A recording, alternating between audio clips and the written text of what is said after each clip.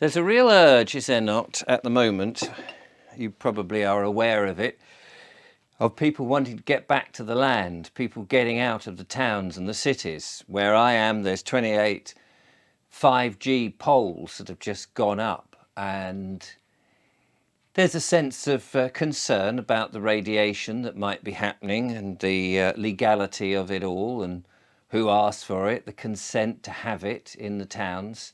Then there's all the other 15-minute city agendas that people are putting in. The councils are following the government's net zero ideas that, again, people haven't asked for. We've seen these 20-mile-an-hour zones, the surveillance of everywhere, the supermarkets that have cameras on every shelf. And it's just become not a very pleasant place to live anymore.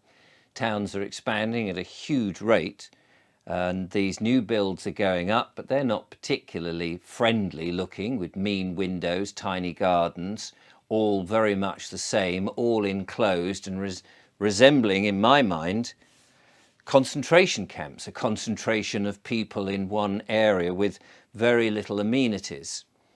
And you wonder, you might wonder what is actually behind it all. Of course, if you've been watching my channel or others that have been looking into this, you'll know that there is a bigger agenda to all of this, and it doesn't look good. But there's enough of us people out there who want to be sovereign, who understand who they are as real living men and women.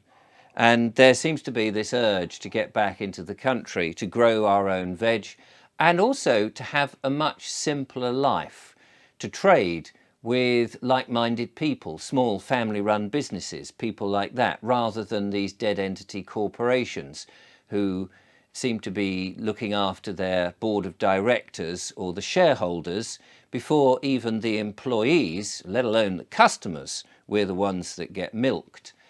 And so it struck me this must be possible. There must be a significant number of people who do genuinely want to get back to the land, to live in a much more holistic lifestyle, being closer to nature.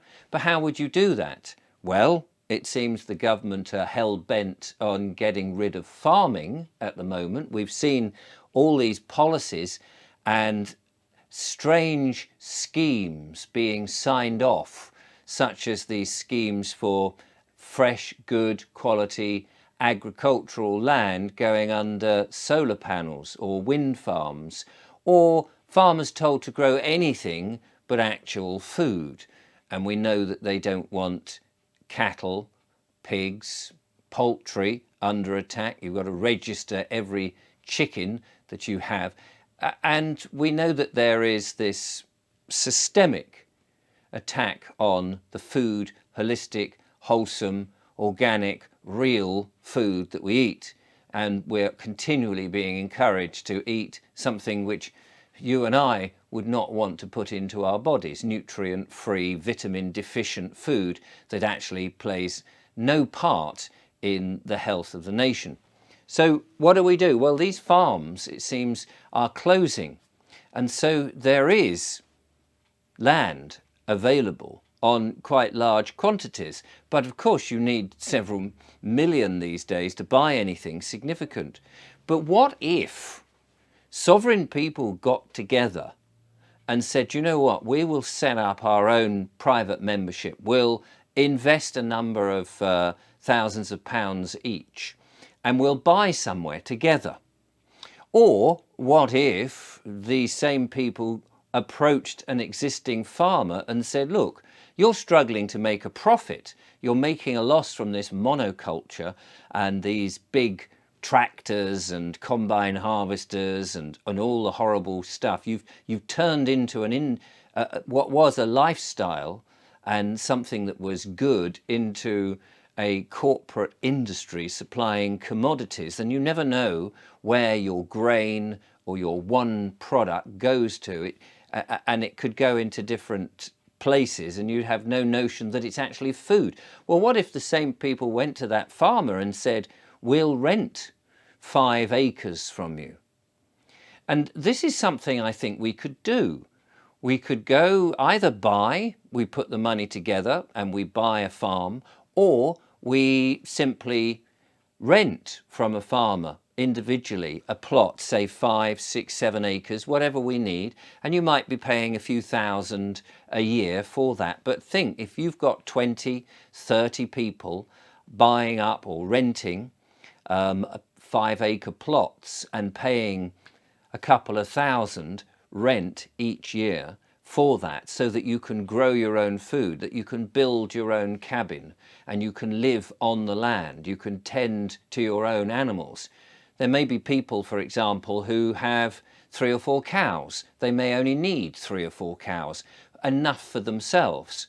And then the surplus milk or beef, let's say, could be traded or sold to other people on the site. If you've got 20 or 30 families on a site with 3, 5, 6 acres of land, and one's looking after pigs and growing some veg, another one's got some cows and growing some other veg, another one is perhaps got beef cattle instead of dairy cattle, or they specialize in chickens, then suddenly you've got a community of people who can rely on one another for different things. You haven't got to do it all yourself.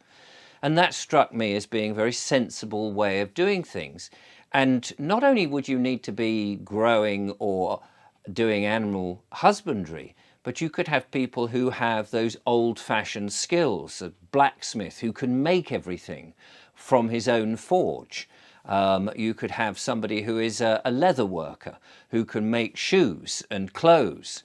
You could have seamstresses